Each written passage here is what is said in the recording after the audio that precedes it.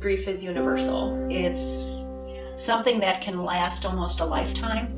Unwanted and pervasive, and it can take over your mind, your body, your life, and for me it took over parts of my faith. And that process can be very painful, and it can be very long, and it can be very tiring. We don't realize how much we grieved. That it's not just death where we grieve, or loss of something. It's a loss of a relationship. It's a loss of innocence, a loss of time. So I'm thinking, I have nothing to grieve because there's no one close to me has died, and God is like, you've had so much loss, and grief is about loss.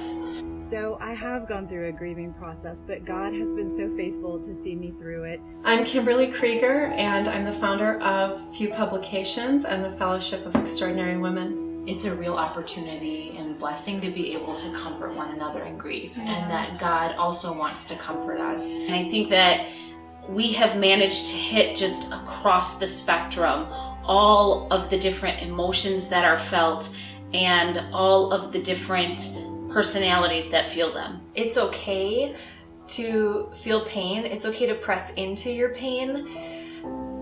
And most of all, to know that the Lord is near when you're hurting. That He's not the one who's actively hurting you, but that He's actually the one that's holding you.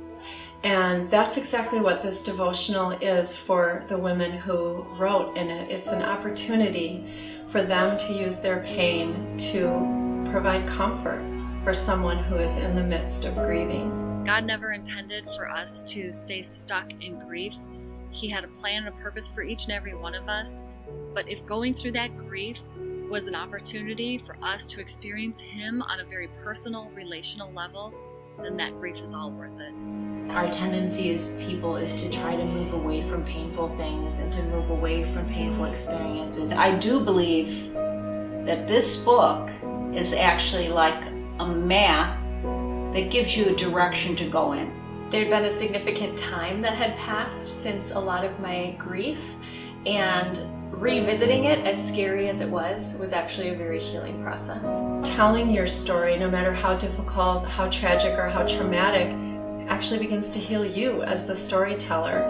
There was a direct answer to a prayer I had given to God. Somehow in going through difficult emotions and in pain, I found healing. Writing this devotional was actually very healing. By co-authoring and writing some of the from some of the losses in my life, in the hopes that it would bless other people that are in their grieving process, I knew that God would use it to comfort those as He had comforted me. And so I believe that this book will provide insights into how God meets us in grief, how God brings us even through denial and into a place, a spacious place where He can love us and where He can teach us who He is and who we are in the midst of pain. And for those who are blessed to read our book, A Few Words of Comfort for the Grieving, they are able to feel like they have a companion in their grief. Grief makes you feel alone.